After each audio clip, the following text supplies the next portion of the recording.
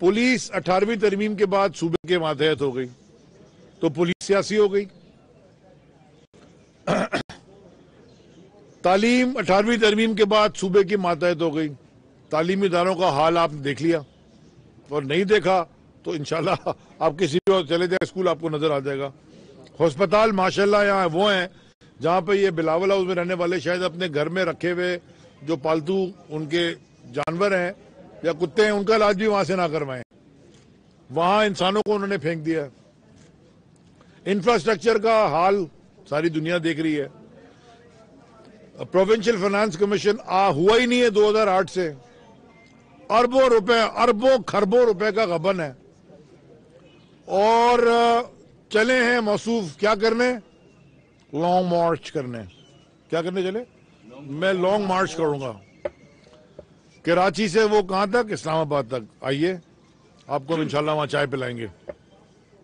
लेकिन एक लॉन्ग मार्च हम भी कर रहे हैं, और ये भी तारीख में हम एक अब हम बताएंगे, क्योंकि असल में तो आपका दारुल खिलाफा सूबे का कराची है, तो एक लॉन्ग मार्च हम भी कर रहे हैं जैसे आपको पता है।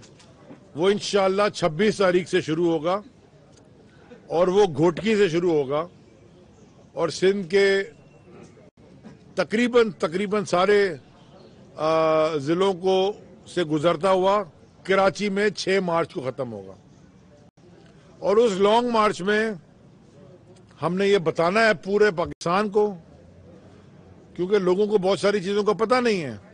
आज सुबह मेरे पास एक बहुत बड़े वकील साहब आए थे फातिहा पे, तो उन्होंने मुझे पूछा कि जी आपका सिंध में तहरीक इंसाफ का सिंध में कितना बड़ा फुटप्रिंट है। तो उनसे मैंने पूछा कि आपको पता है कि सक्खर में तहरीक इंसाफ के कैंडिडेट मुबीन भाई बैठा है बाजू, कि सक्खर में पीटीआई को कितने वोट पड़े थे? उनको नहीं पता था। उन्होंने कहा आपका, उनको ये भी नहीं पता था कि आपका कैंडिडेट भी था कि नहीं है। 61,000 वोट लेके मुबीन जतो यहाँ बैठा है। ताहिर शाह साहब को भी 58,000 वोट पड़े। जहेजो साहब बैठे हैं, आपको जहेजो साहब हैदराबाद कितने? 52-53,000 वोट इनको इनकी फेवर में कास्ट हुए, माने तहरीक इंसाफ के फेवर में। और जो दूसरे कैंडिडेट थे जो हमारे पास आ गए हैं, लाड़काना में भी 70,000 वोट लिया, कश्मीर में भी हर जगह तहरीक इंसाफ दूसरे नंबर पे थी। तहरीक इंसाफ की हुकूमत की ये पॉलिसी थी शुरू से, खान साहब की, प्राइम मिनिस्टर की। वो हमेशा से उन्होंने ऐसी किया है कि जिसको जिम्मेदारी देते हैं वो जिम्मेदारी पर पूरा करो। लेकिन हम कहते गए और नजर आता गया हमें कि जो तबाही सिंध में हो रही है, मसलन मैं आपको गंदुम की मिसाल देता हूं। 2 साल से मैं कैबिनेट में कहता आया कि गंदुम जो है, ये जो इतनी कीमतें ऊपर जा रही हैं जी, महंगाई बड़ी ऊपर हो गई, ये गंदुम होर्ड भी कर रहे हैं, गंदुम चोरी भी कर रहे हैं। और अरसलान के और राजा के साथ बैठ के सूबाई असेंबली में सूबाई जो वजीर साहब हैं वो फरमाते हैं 8 लाख गंदुम का हिसाब इसलिए नहीं मिल रहा क्योंकि चूहे खा गए। ये 2 टांगों वाले चूहों से फिर अभी नैब के चीफ का बयान आया, 10 अरब रुपए वो रिकवर कर चुके हैं, और 19 अरब की गंदुम 19-20 में गायब थी। इस साल भी हाल इसी तरह का हो रहा है। इन्होंने फिर होर्डिंग करनी है, और जब ये काम ये करते हैं, क्योंकि गंदुम उगती है सिर्फ सिंध और पंजाब में, नुकसान पूरे पाकिस्तान का करते हैं, और फिर फेडरल गवर्नमेंट को गंदुम इंपोर्ट करनी पड़ती है, उससे आपका डॉलर बाहर जाता है। जब आपका डॉलर बाहर जाता है आप पे माशी प्रेशर पड़ता है। ये तो मैंने आपको एक मिसाल दी, ऐसी दर्जनों मिसालें हैं। ऑडिट रिपोर्ट जो आई है वो भी आपके सामने आ जाएगी। जो काम ये यहां, मैं बिल्कुल क्लैरिटी से कह रहा हूं, बगैर कोई दिमाग में मेरे डाउट नहीं है, और ये मैं इस पे कन्विंस्ड हूं कि ये जरदारी माफिया पाकिस्तान के इंटरेस्ट के खिलाफ काम कर रहा है। पाकिस्तान का इंटरेस्ट है तरक्की, तालीम, वेलफेयर स्टेट बनना, ये बिल्कुल उसके बरक्स काम कर रहा है। ये माल बना रहा है, हर किस्म की करप्शन कर रहा है, और क्योंकि ये इतना पैसा बहाते हैं हर जगह पे, तो ये चीजें छुपा लेते हैं।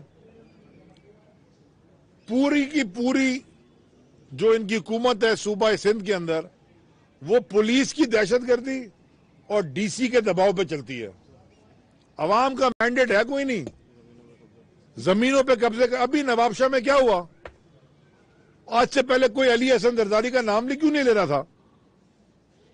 वो तो पहुंच गया था बदीन जाके, उसने, वो फेडरल मिनिस्टर है डॉक्टर फहमीदा मिर्जा, वो उनकी जमीनों पर भी कब्जा करने लग गया। वो तो शुक्र करे वो फेडरल मिनिस्टर है, तो उन्होंने जहां भी कहा, रेंजर्स को कहा, बाकी वफाकी इदारे, लेकिन एक आम आदमी बेचारा वो क्या करेगा?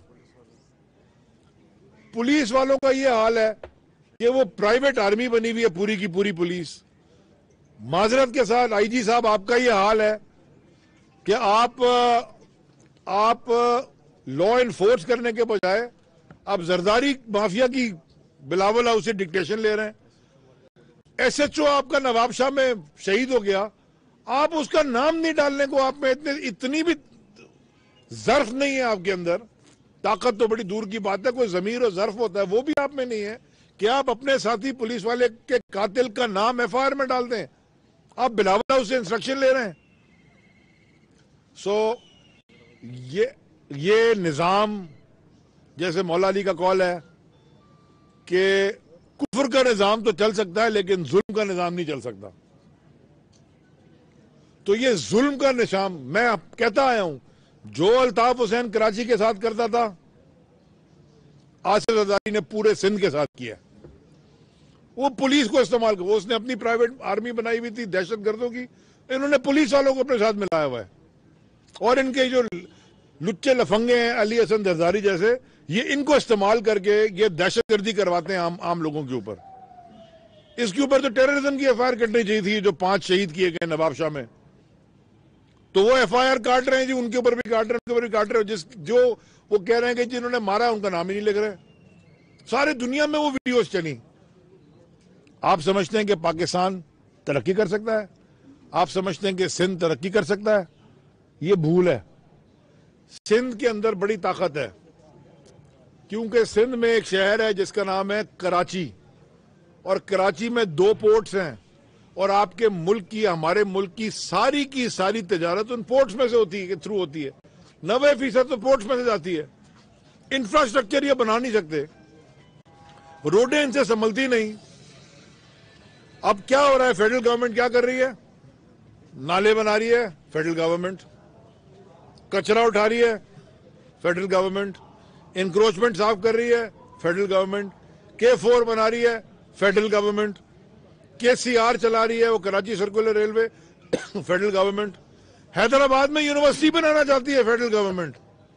तो पिछले 3 साल से इन्होंने इस यूनिवर्सिटी को बनने से रोका हुआ है, मतलब यहां पे रोड़े अटका रहे हैं। तो जो हुकूमत तालीम को भी रोकती है, आप क्या समझते हैं कि वो हुकूमत अवाम दोस्त हुकूमत है? 5000, अब जी इतना बड़ा बजट, पता चला 302% महंगी फर्नीचर ले लिया। मुझे तो ये भी नहीं पता वो 302% महंगा फर्नीचर आया भी कि नहीं आया, वो भी खा गए। और स्कूल रिपोर्ट क्या आ रही है जनाब? सिंध ने 5000 स्कूलों को बंद करने का मंसूबा बना दिया। यहां इतनी तालीम हो गई है कि हमें स्टूडेंट ही नहीं मिल रहे। बच्चे पैदा होते हैं वो PhD होते हैं सिंध में, वो 5000 स्कूल बंद कर रहा है, प्राइमरी स्कूल। ये इस तरह का निजाम चल रहा है। और मैं पूरे सिंध के लोगों को कहना चाहता हूं, गोटकी से लेके किमाड़ी तक, देखें निजाम बदलेगा जब हम बदलेंगे, और हमें इस जुल्म के निजाम के आगे अब खड़ा होना होगा। 2023 के बाद इलेक्शन, 2018 के बाद इलेक्शन हुआ, हमारी वफाक में हुकूमत आ गई। हम में से बहुत सारे लोग,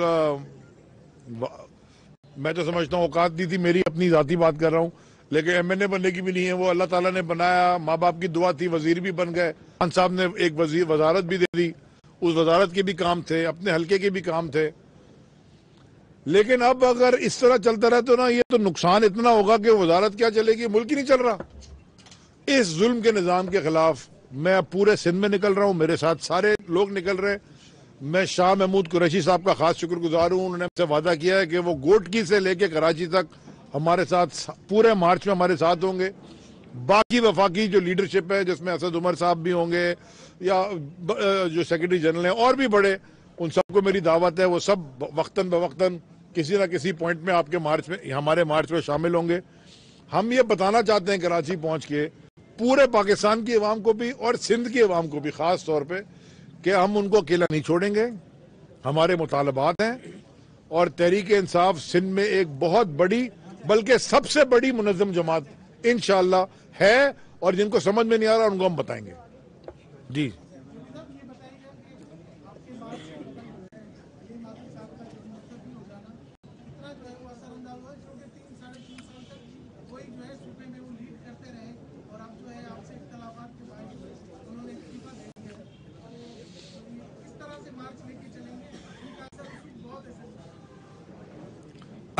दो बातें मैं आपके दो सवाल का दो जवाब देता हूं। पहली बात है, मेरा उनसे कोई इख्तलाफ नहीं है। उन्होंने जो अपने रेजिग्नेशन पे लिखा है, उन्होंने लिखा है कि वो उनके पास टाइम नहीं है, और उनका भी हमसे कोई इख्तलाफ नहीं है। दूसरी बात यह है कि हलीम आदिल शेख हों, अली जैदी हों, असद उमर हों, शाह महमूद कुरैशी हों, उनसे बड़े तो नहीं है ना लीडर, है ना?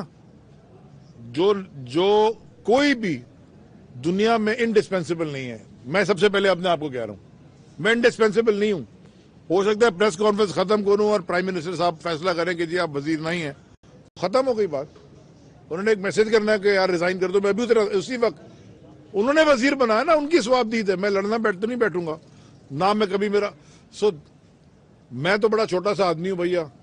अल्लाह ताला ने मुझे कहीं बिठाया है किसी मुकाम पे, उसके साथ मेरी एक जिम्मेदारी है। वो मौला अली का एक कॉल है, वो मैं उसके बाद आपके क्या सवाल का जवाब दूं। उन्होंने कहा कि दुनिया के अंदर कब्रिस्तान भरे पड़े हैं उन लोगों से जो समझते थे कि उनके बगैर दुनिया नहीं चलती।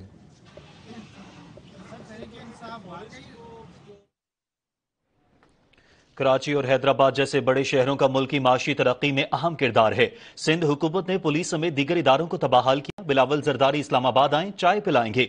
26 फरवरी को शुरू होने वाला लॉन्ग मार्च 6 मार्च को कराची पहुंचेगा। वफाकी वजीर बराए बहरी उमूर अली हैदर जैदी हैदराबाद में